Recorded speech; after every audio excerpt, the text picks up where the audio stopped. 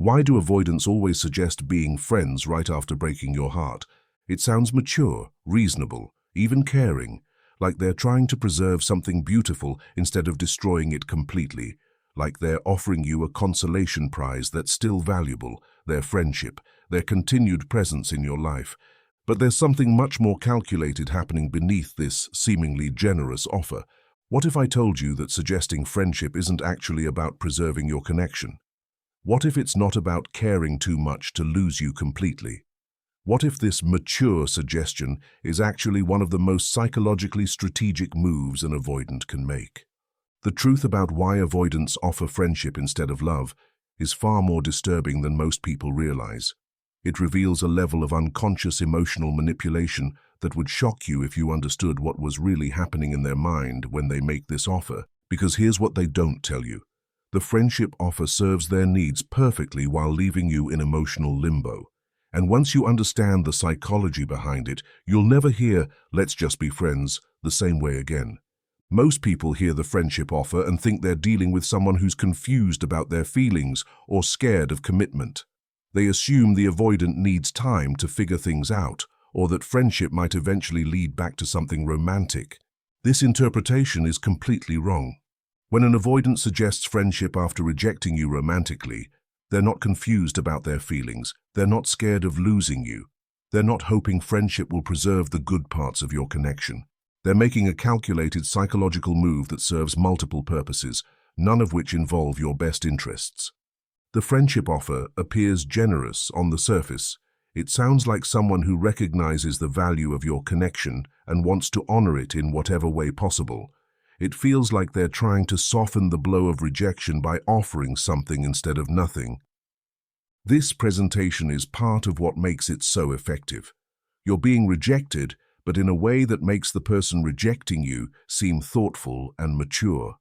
Instead of just cutting you off completely, they're suggesting a compromise that sounds reasonable and caring. The genius of this approach is how it reframes rejection as generosity. They're not taking something away from you. They're giving you something different. They're not ending your connection.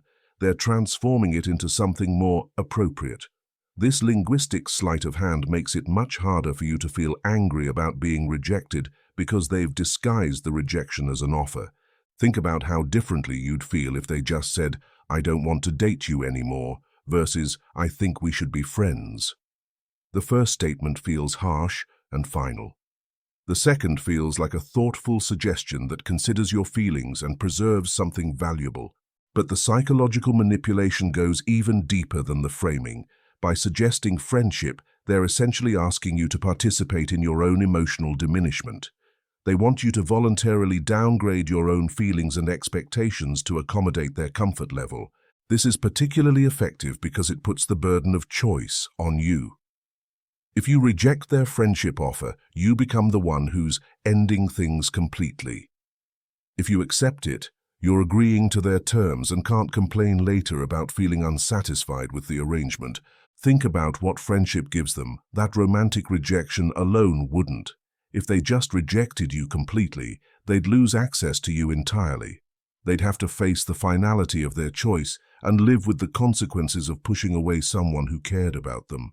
But by suggesting friendship, they avoid that finality. They keep a door open. They maintain a connection that benefits them while requiring minimal emotional investment on their part. Here's where it gets really strategic. Friendship allows them to keep you around as a backup option while they explore other possibilities. You become their emotional safety net, always there, always caring, always available when they need validation or companionship, but without any of the pressures or expectations that come with romantic commitment. This arrangement is ideal for someone who struggles with emotional intimacy, but still craves connection and validation. They get the benefits of having someone who cares about them deeply, but without the vulnerability required for romantic love.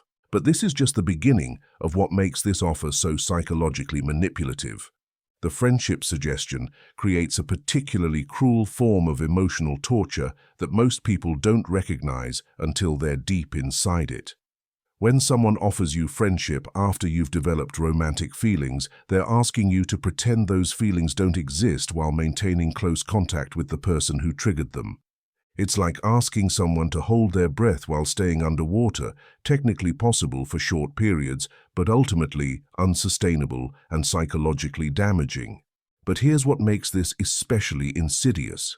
Avoidants often make this suggestion while knowing exactly how you feel about them. They're not oblivious to your romantic interest. They've seen it, felt it, maybe even encouraged it. But now they want you to suppress those feelings and interact with them as if they never existed. This creates an impossible emotional situation. You're supposed to be close enough to maintain meaningful friendship, but distant enough to not want more. You're expected to care about their life and well-being, but not in a romantic way. You're asked to be emotionally available to them while accepting that they're not emotionally available to you. The psychological strain of this arrangement is enormous. You're constantly managing your own feelings, monitoring your behavior for signs of too much romantic interest, and trying to be the kind of friend they want while suppressing the kind of feelings you actually have. And here's the most disturbing part. They know this is difficult for you, but they suggest it anyway because it serves their needs. But wait, there's something even more calculated about why avoidants make this friendship offer, and it's going to shock you when you understand what's really happening. The friendship offer isn't just about maintaining access to you or keeping you as a backup option. It's about maintaining psychological power over you while avoiding any responsibility for the emotional damage they cause. When an avoidant suggests friendship, they're essentially saying, I want you to continue caring about me and being emotionally available to me, but I don't want to reciprocate those feelings or take responsibility for the impact of my emotional unavailability on you. The friendship framework gives them plausible deniability for any pain they cause you going forward. If you get hurt by their lack of romantic interest, they can point to the fact that you agreed to be friends. If you feel neglected or unimportant, they can remind you that friendship was your choice too. This arrangement protects them from guilt while ensuring they don't have to change their behavior.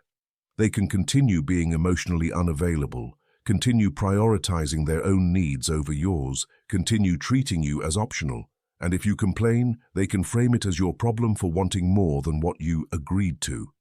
It's a psychological setup that makes you responsible for managing your own disappointment with their emotional limitations, while they benefit from your continued emotional investment. What makes this particularly insidious is how it weaponizes your own empathy against you. Because they framed the friendship offer as a generous compromise, any dissatisfaction you feel later gets reframed as you being ungrateful or demanding. You start questioning whether you're being unreasonable for wanting more, whether you should be happy with what they're willing to give. This internal doubt keeps you trapped in the arrangement longer than you would be if they had just rejected you outright. Instead of cleanly grieving the loss and moving on, you're stuck in a liminal space where you can't fully let go but can't move forward either. The friendship framework also allows them to monitor your emotional state and romantic life while maintaining plausible deniability about their motivations.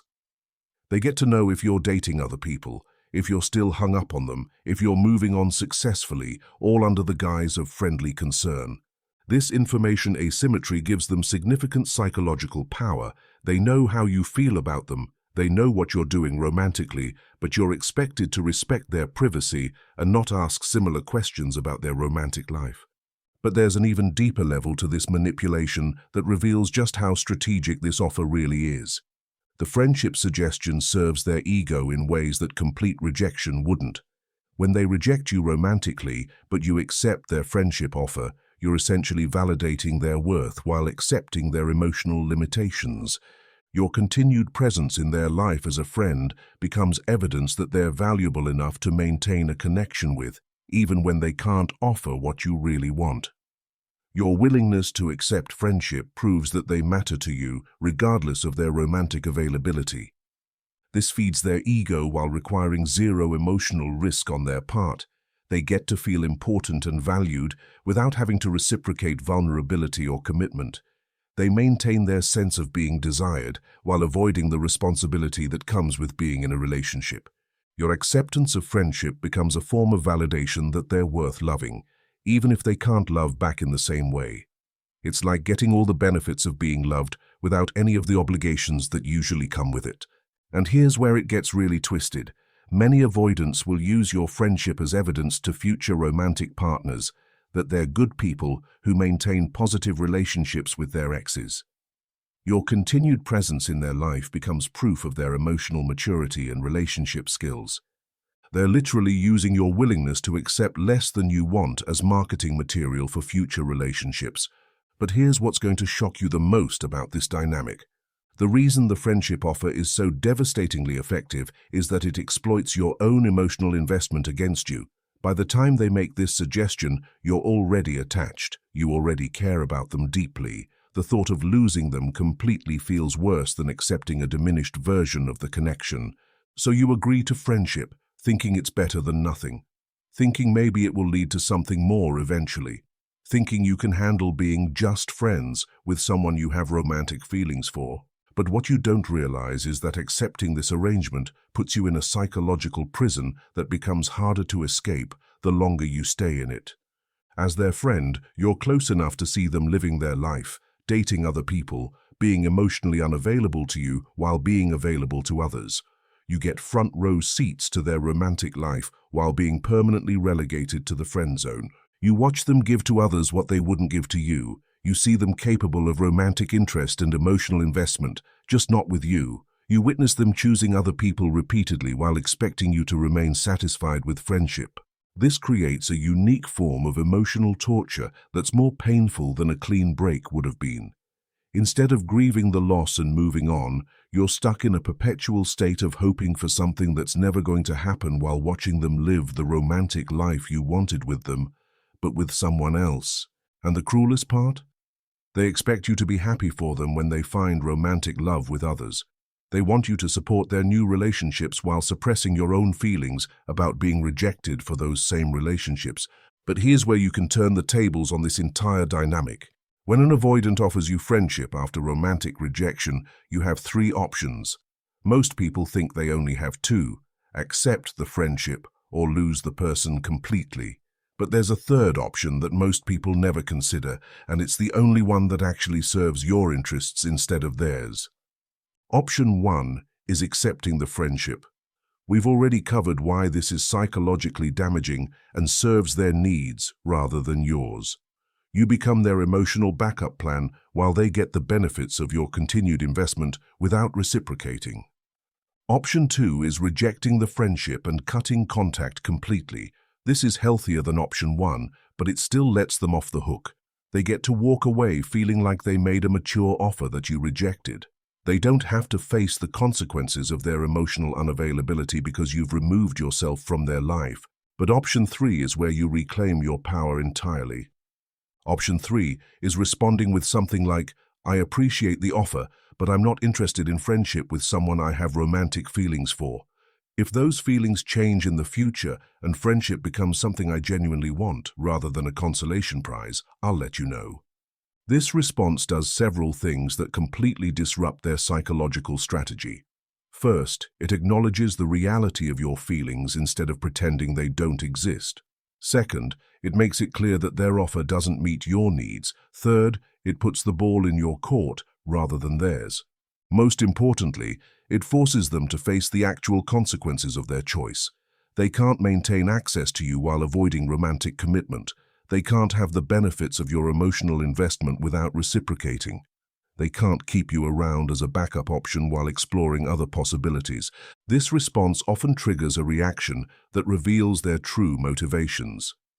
Many avoidants will suddenly become more interested when they realize they can't have you on their terms. Some will try to negotiate or convince you that friendship really is the better option. Others will disappear entirely, which tells you everything you need to know about their actual interest in maintaining a connection. But the most important thing this response does is protect your emotional well-being and dignity. You're not accepting less than you want. You're not pretending your feelings don't exist. You're not making yourself available for their convenience while they remain unavailable for yours. You're choosing self-respect over false hope.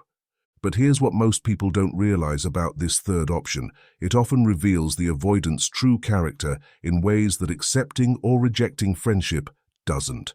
When you clearly communicate that you won't accept emotional scraps, you force them to confront the reality of what they're actually offering. Some avoidants will respect your boundary and disappear gracefully, which tells you they were never truly interested in friendship anyway. They just wanted to maintain access on their terms. Others will try to argue with your decision, suggesting that you're being too rigid or emotional, which reveals their entitlement to your continued emotional labor. The most telling response is when they suddenly become more romantically interested after you refuse their friendship offer. This reaction exposes that they were capable of more investment all along, but chose not to offer it until they realized they couldn't have you as a backup option. This response pattern reveals something crucial about avoidant psychology. They often need to lose access to someone completely before they can appreciate what that person offered. But by the time they reach this realization, it's usually too late because you've already moved on or lost interest in someone who needed the threat of loss to recognize your value. Your refusal to accept friendship also protects you from becoming part of their pattern of emotional unavailability. Many avoidants have multiple friends who are actually former romantic interests that accepted the friendship consolation prize. By refusing to join this collection, you avoid becoming part of their emotional support system while they remain unavailable for yours. The psychology behind why avoidants offer friendship instead of love reveals everything you need to know about how they approach relationships.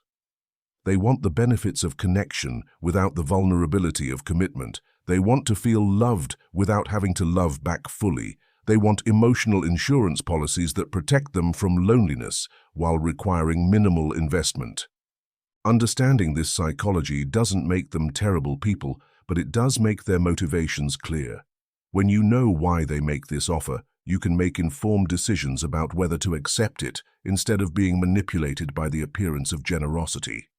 The friendship offer isn't about preserving your connection or honoring what you shared. It's about serving their psychological needs while avoiding responsibility for yours. And once you understand that, you'll never feel obligated to accept emotional scraps from someone who isn't willing to offer you a full meal. Have you ever been offered friendship by an avoidant after romantic rejection?